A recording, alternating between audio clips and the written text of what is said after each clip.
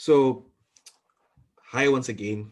We we talked about um, writing your story in our Yeah. last conversation, which was very interesting. Just to give a recap of that, Takudzwa was talking about the different spaces and situations he has had to articulate his story, right? So, what does it even mean to tell your story and to articulate it? I think coming from an African context and backgrounds, we threw away this idea. We threw around this idea of storytelling, because we grew around this concept of ngano, Yeah. and everyone has ngano and a story, right? Exactly. And I think the ngano for Shasha, which is Shasha Network, Shasha meaning champion in Shona. It's a story around young people doing what they can to make themselves better and to make their communities better. Yeah.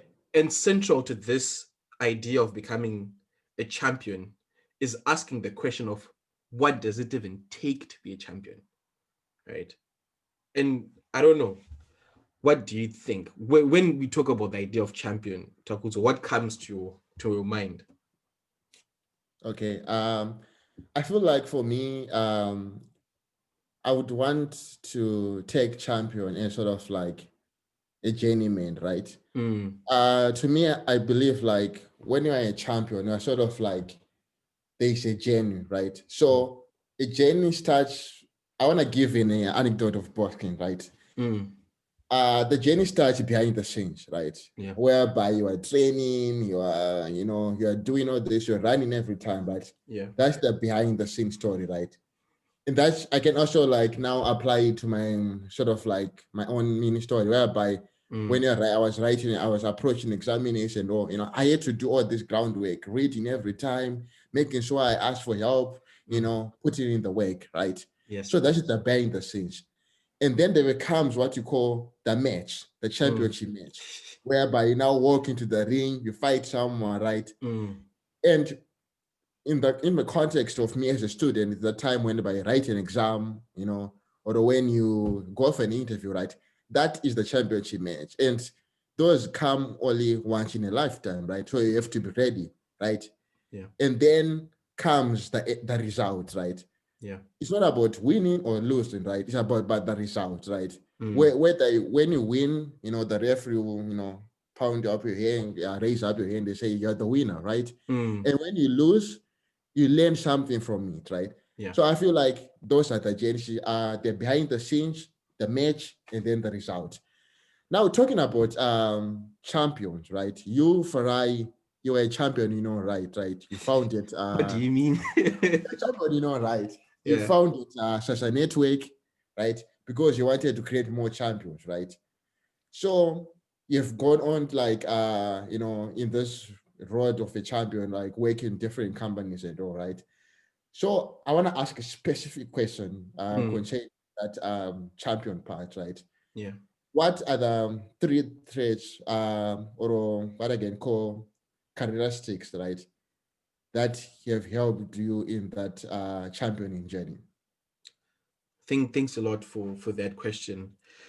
I think as we look at our career development philosophy, we Yes. we really focus on this idea of being a champion because it's like if you think about someone like Lionel Messi, right? He is a champion in the sphere of what? Soccer. Soccer. Yeah. Do you think if we took Lionel Messi out of soccer and we put him into the NFL, he would still be a champion? No, no. Maybe, It's too short. maybe, right? We have your Tom Brady's, we have all these other guys. Yeah. But what makes those different journeys, similar in a way, it's just some level of resilience. One of the things I love looking at is sports documentaries, right? I look at a lot of sports documentaries. I look at how boxers, your Floyd Mayweather's, have started. He was going to the Olympics before he became the person that he is. Yeah. I've watched this Last Dance by Michael Last Jordan one. and how the Bulls did what they did, right? And I think behind the story of the sportsman is that journey.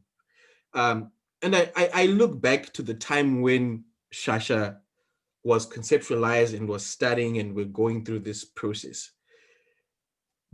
There was very little information of where we would grow to become. Now Shasha is almost 7 years old, right? Yeah. The moment of championship have been series as we have gone through. So those micro wins. So when you win, division, you get into the EPL, you go for the Champions League, and then you grow from there.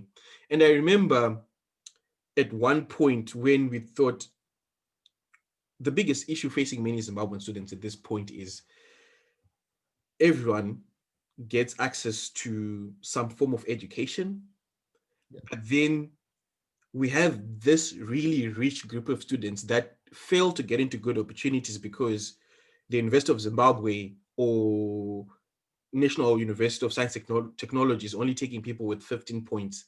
And what does that even mean, right? And then you've got someone with like 13 points and all the pedigree that it takes to perform well in that particular field, failing to get an opportunity just because someone who drilled a paper or spotted a paper before the exam gets into that opportunity. Right. So they get into an opportunity with very little context on what's demanded of them, and they're not motivated, but they still remain there because society has an expectation that, oh, if you signed up for med school, then you've got to endure. Or if you signed up to be an engineer, you've got to endure. And that was really very traumatizing to watch some of my peers go through. So that's why this whole idea of the Shasha program came. But behind the work, behind this program is so much work that goes in. I mean, just for us to be able to record this call, I am at 2 a.m. here in Edinburgh. Your time, it's, I don't know, what time is it now in San Francisco? 7 p.m. right now. 7 p.m.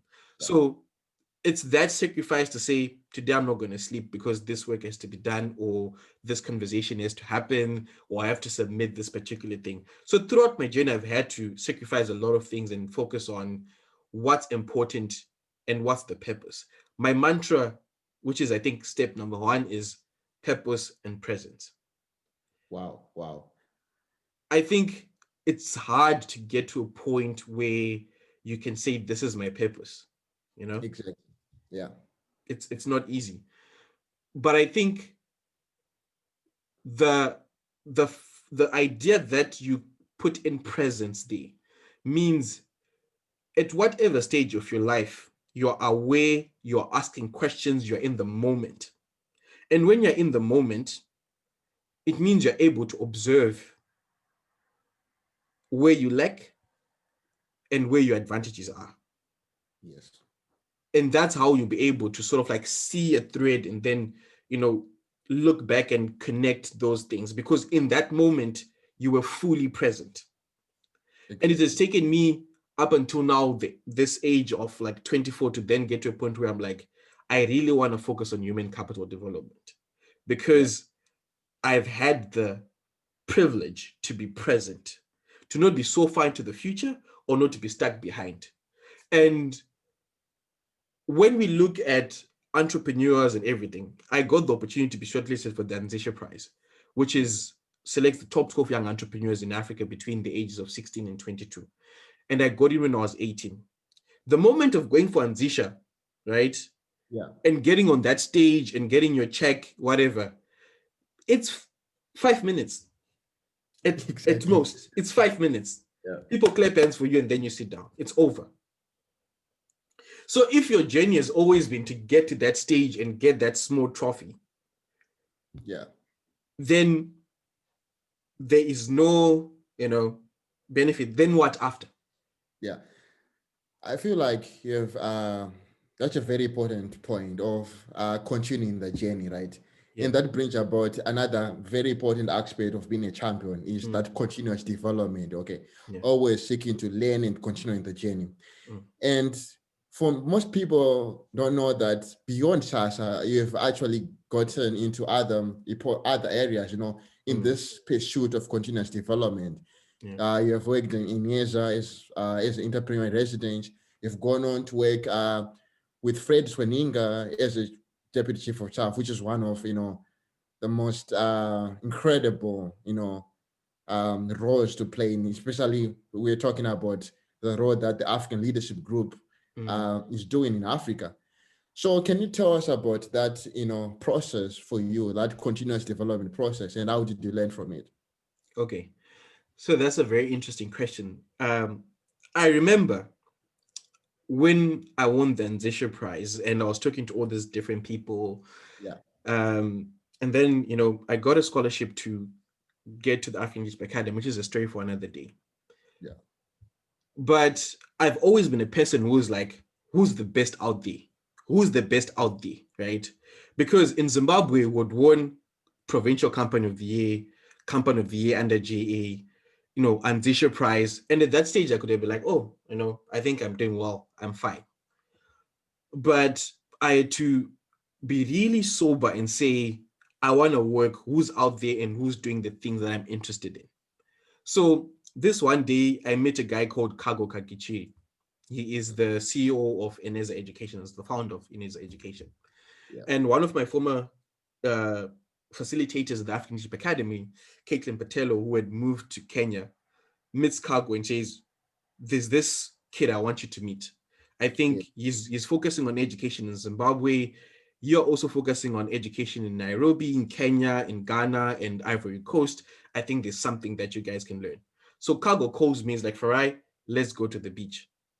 And we're in Mauritius at the time. It's around 4 p.m. It's sunset time. I met this guy, a very slim guy. I walk towards him. I'm like, "I say, how are you?" He's like, "Oh yeah, what's up, man? I'm good." Really chill guy.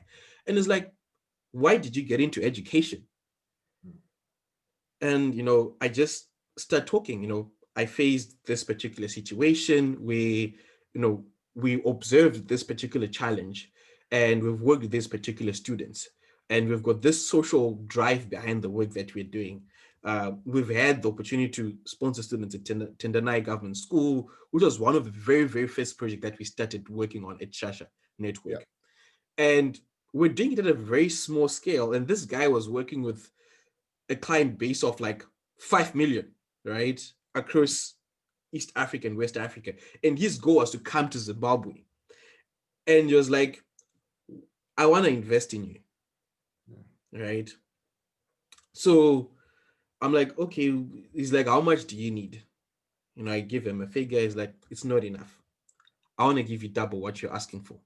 And this is like December, right? yes, So I'm supposed to go for my internship break on the 4th of April the following year, just towards summer. yeah, So Cargo gives me a call and says, look, because we're having conversation with another organization in Zimbabwe, I am not comfortable doing that investment anymore at this point.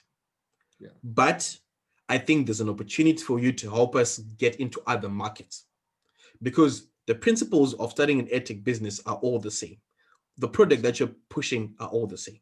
So what does he do? He puts me on a plane and then he flies me in Kenya. So instead of going to Zimbabwe and starting working on yeah, Shasha, he flies me to Kenya. And he comes in and says, you're now my entrepreneur in residence. He has access to my office. Um, and then he says, I'm going for my honeymoon. You're going to be running the office in the next 2 weeks. yeah, Uh, and then he goes, and I'm left there. We are writing a grant for MIT Solve and all these kind of things. You know, 2 weeks in, he's like, no, I'm not going to be in the office. I'm going to take another week. And then I literally realized like I'd taken that central leadership role, and just the trust that came through being connected to someone and being able to, tell my story, right? And give someone information into what I was doing and be humble to say that I want to learn is what then got me to connect to people at that level. And you'd get me into like investor meetings, etc., etc. With some of like the most active investors in the Nairobi ecosystem, because Nairobi is a growing ecosystem. And that's where exactly, my mind was opened. yeah, So when I'm in Nairobi, I then meet Fred Swanika. He's coming in to launch ALX. yes, And my goal was like, this is the next guy that I'm going to work for. Exactly. right? Because in working with them and getting exposure, then it broadens my horizon, and I get to take notes, right, from the greats or the guys that are doing the most. Then I can apply Yeah. it to the work that I'm Building doing. from that, I feel like the Fred Schwarzenegger story is a story for another day. I think it's Yeah, quite long. But like what I got from the most important, one of the most important lessons I got from my story is that question of why, right? yeah, We talked about it first, that ability of asking questions, right? mm, So let's talk about it in detail, right? yeah. Why do you think it is important, for young people, especially as they are exploring their careers Mm. or even the next college? What is the importance of asking questions? I think the importance of asking questions is you are never caught unaware. Yeah. And the reason why I say this particular story is because if I had not had a track record in the things that I was doing, if I was not constantly seeking to better Shasha, to better myself, and saying, where am I lacking? Where am I lacking? Who can I learn from? Is when you stop learning, you stop growing. And the Exactly. benefits of asking questions is you continue to grow. Yeah. And when you continuously make noise and say, guys, what's the answer? What's the answer to this question? Then people around you will be like, okay, guys, give this guy the answer so that he keeps quiet, right? Mhm. The moment you get the transcript, you read through it, you get more questions, and you continue to ask questions and grow until you get to that point where all your answers are provided. But still, you always have to lead with questions. I think it allows you to move beyond your comfort zone and constantly be seeking so that you're never caught unaware. Yeah. Also, that's a great answer. I think I think what is also important is also like it's not all about asking questions, Mm, but also asking the right questions, or rather, core effective questions. yeah. And the only way you can do that is through experience, as you've noticed, right? Mm, But I also want to speak about another element you talked about, mm, writing notes, right? yeah. This concept of writing, right, Yeah. is a way to learn, it is a way of actually self leadership or improving yourself, right? Mm, I know you're a prolific writer, and I also know that you're a prolific reader, and I feel like the two are interconnected, right? mm. So for you, like, what is your writing process? Why do you write, and what is your writing process? So that's a good question. So just in front of me, I have my diary. Okay, yeah. I I travel with all eight of my diaries from the past 3 years. Wow. I always take a diary. I try to buy a nice diary, Yeah. and of course, it's a free writing process, right? Yes. I always try to make sure that I use my hand to write. I've tried typing, I've tried voice audios, it doesn't work. So my writing process starts with me making mental notes on my bed. Okay, I'm going to talk about this, I'm going to talk about that. I'm engaging in having those internal conversations. And then I would just block off everything, phone, whatever. Sometimes I like music in the background because it helps me like just be in the flow process. I listen to Daft Punk a lot. Um, and then I just start writing. And I think when it comes to writing, it's a process that allows you to do two things: to be courageous and to be honest. So when you're writing, be courageous and be like, I am failing to be present in meetings, or I have been bunking lessons, or I am not being the most avid reader, right? When you're honest with yourself and when you interrogate it, it sticks. And what that means is you're setting up a base from where to grow from. So I always aim to write the most truthful things and the most courageous things, right? If you don't feel ashamed writing about the truth in your diary or in your journal, then you have not hit the point. So you need to be honest with yourself. And that's always my writing process. It's brutal on me, but it's what helps me continue digging deeper. Because after all, what's the whole aim then? Thank you so much for sharing. I feel like what you have talked about is writing as a process of reflection. Mm, I feel like I can relate to that too, because yeah. I feel like whenever I write, I start having, that deeper reflection of myself or my exchange. And I think it's sort of like writing things down on paper. It sort of like becomes sort of like an accountable process, Yeah. right? It keeps you accountable, which is great. So I think Mm. this was a great conversation.